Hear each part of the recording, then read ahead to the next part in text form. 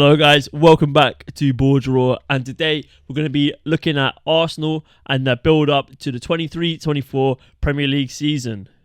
We've got three kind of general topics that we're going to cover, not just for Arsenal, we're going to cover every single team, but right now, Arsenal. We're going alphabetically.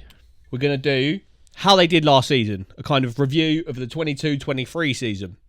Then transfer activity at this point in time, who they got in, who they got out, any potential moves we think they should be after. That'll be interesting. And then kind of going into the 23-24 season, how they're going to line up and our kind of expectations for them for that season, this season.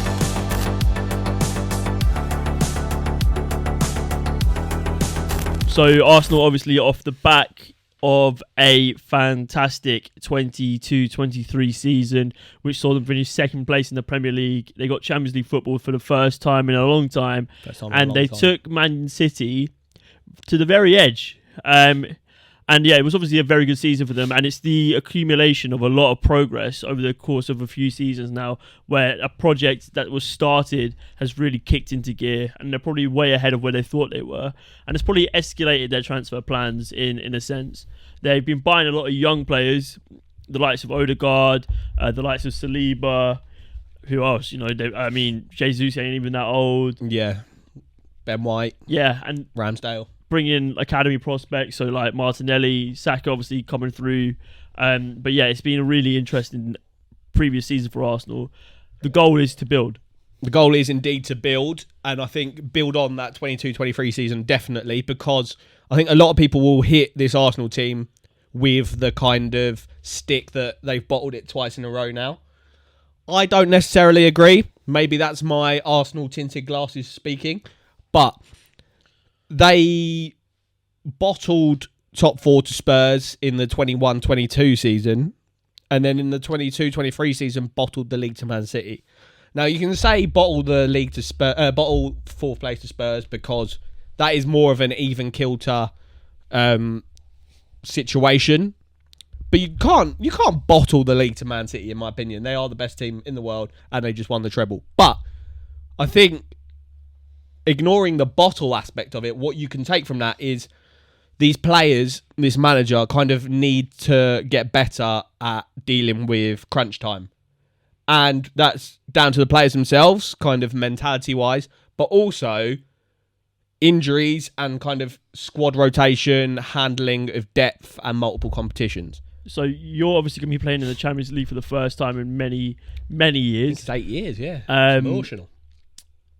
Squad depth is going to be very, very, very vital for you this season, and I think that's sort of where you lacked in terms of how you competed with Man City last season. The minute you lost Saliba, the minute you lost Jesus, you weren't the same team. Capitulation nation. But yeah, we'll get into it with Arsenal's transfer activities.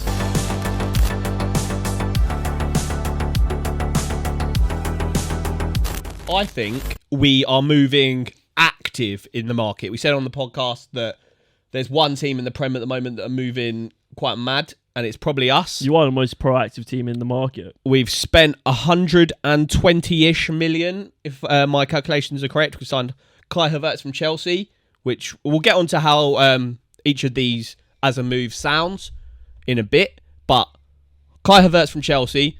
Today, Jurrien Timber has been announced as a new Arsenal player signed from Ajax. Exciting defender. And then currently waiting for Declan Rice to be announced. Apparently all the paperwork's are now signed. They're just waiting to hit West Ham with the money. So at the moment, Kai Havertz, Jurrien Timber and Declan Rice in. Any other potential incomings at the minute? Nothing really linked. No links at the moment. I think all the talk is that we need to do a big set of outgoings now. So we've just lost Granit Xhaka to Bayern Leverkusen, about 25 million.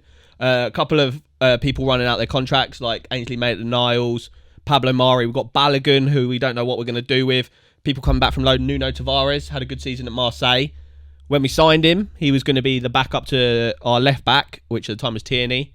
But I think our project, with quite a lot of players in this team, has moved on quicker. It's sort of leaped their tenure, hasn't it? Exactly. So I think Tavares maybe had a place a couple of seasons ago. Same with Nico Pepe. Same with Cedric Suarez. Maybe Pablo Mari. But the project has moved on so much quicker that these players are no longer at the level we've like somersaulted. We were like linked with who were we linked with before? Musa Diaby. Yeah, Musa Diaby. I'm thinking centre mid. We were linked with I can't remember, but we've jumped that, and now we're linked with Declan Rice, where before we were linked with like a middling kind of level player. But yeah. So you're the tier where you're trying to obtain players from is much higher than it was previously, and it's testament to how the progress sort of the level has stepped up at Arsenal. Yeah, you're not looking at qualifying for the Champions League now. You're looking at challenging for the title. 100%. Looking at winning competitions, which is a massive step up. So the quality of player that you're targeting. You're looking at Declan Rice, one of the best DMs in the world. Yeah, and now he's playing for your club. 100%. I think like we're saying, it's a case of trying to add. It's not so when we were looking at like Nuno Tavares or Pablo Mari or that kind of player, it was to try and fill out a squad of adequate players. But now we've got a squad of very good players. It's doing what Man City have done so well in the past few years, where it's only adding 1, 2 or 3 players, but those 1, 2 or 3 players are like world-class players. It's the difference between 5 or 6 average players. It's the difference between strengthening and rebuilding. You've gone from having to be a rebuild club to a strengthening club, and you're seeing real rebuild clubs. You're spitting facts all over the gaff, because you've seen Chelsea. As much money they spend, they're rebuilding this season under Pochettino. Even Spurs, they've had under Conte, not really seen any success out of that, but they were very much stuck in their way, and now they're having to rebuild and restructure under Postecoglou.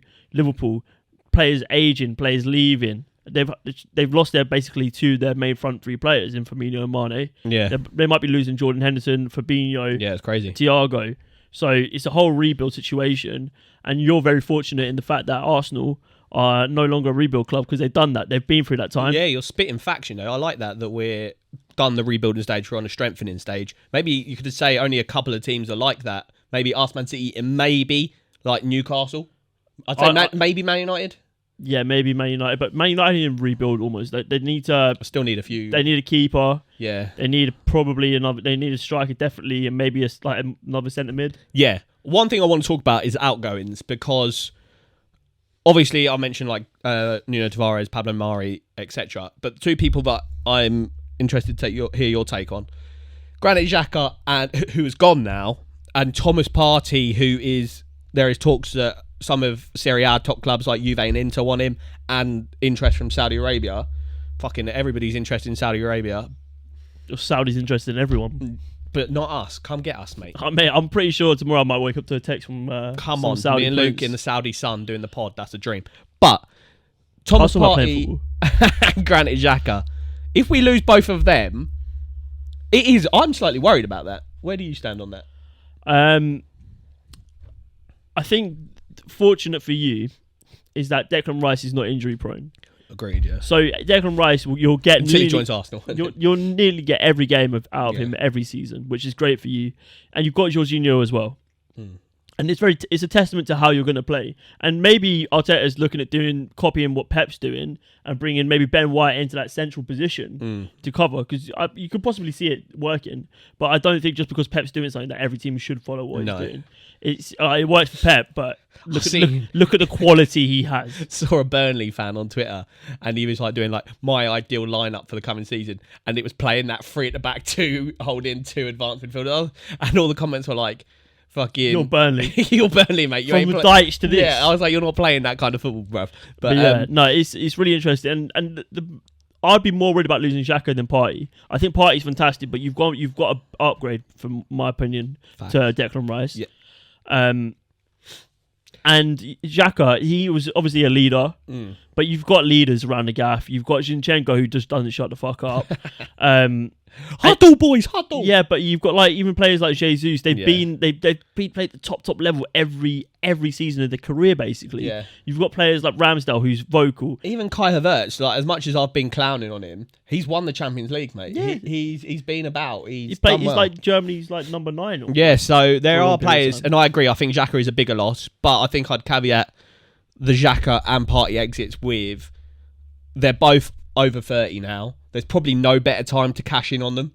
Like, we got 25 mil, which is way more than I think any Arsenal fan thought we'd get for Xhaka this time last year. and I think maybe like 30, 35 mil for Party, which is 10 mil less than we paid to get him in. That's 70 mil in the bank Yeah. that we spend on. Maybe, The only thing I would be slightly worried about is a lack of experienced heads in terms of age and maturity. You've got a bunch of young guns there, and you've got quite a volatile manager in Arteta. Not in terms of he like have outbursts, but he's relatively young himself, and he's obviously got the respect of the dressing room. But the fact he hasn't been around for long, he's not like an aged head like I don't know, like an Ancelotti.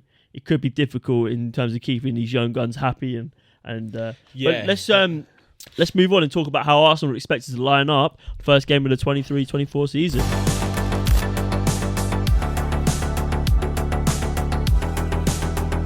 So, I think there's not going to be any drastic changes in terms of how we line up at the moment. I think there will be a stylistic change as we develop through the season when the likes of Timber and Ben White and Havertz get more game time, and maybe if there is a new signing other than those. But I think we'll line up similarly to how we ended last season. Ramsdale in goal, a back line of Ben White, Saliba, Gabriel, Zinchenko. And then Declan Rice for me goes straight in at that deeper midfield role. Odegaard one side, and then left 8 I think is the kind of position that has the most kind of unknown around it. Is it going to be Havertz? Smith Rowe just come off winning the under 21 Euros. We haven't spoken about him. Outrageous player last season, the season before last. Injured all of last season, but he's going to be back fit. I think he, before the under 21 Euros, took like a 6-week training camp to get fit, then played the under 21 Euros, won that. So I think he's going to slot back in. Arteta's even said that he's going to be a big player for Arsenal in this coming season. So that left 8, either Havertz, Emile Smith-Rowe, maybe even Trossard could play there. Then you got Martinelli out one side, Saka out the other, Jesus up top. Bob's Juicy, mate. Juicy. Yeah, it's going to be a very interesting season for Arsenal. I mean, if you keep Partey, you've got like probably one of the best DM rotations in the league, if not the best. If you haven't seen our Who's Got the Best Midfield TikTok, check it out, because we discuss who's got the best midfield unit. And I think beyond Man City, Arsenal, like you said, if we keep Thomas Partey, the fact that we can rotate Thomas Partey, who was in the conversation as one of the best DMs in the league, and add Declan Rice, that's crazy. That's unbelievable. Yeah. But yeah, let us know down below what you think, how you think Arsenal will be getting on in the transfer window. Who would you like Arsenal to bring in before the window shuts? Yeah, that's a good shout. And are you excited for their first game of the season against Nottingham Forest? Are we predicting a dub for the Gunners? Let us know down in the description below. This has been BoreDraw.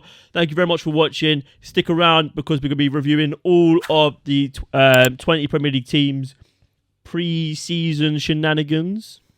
So check it out. Make sure you subscribe, hit that like button too, and let us know what you like. Up the arse!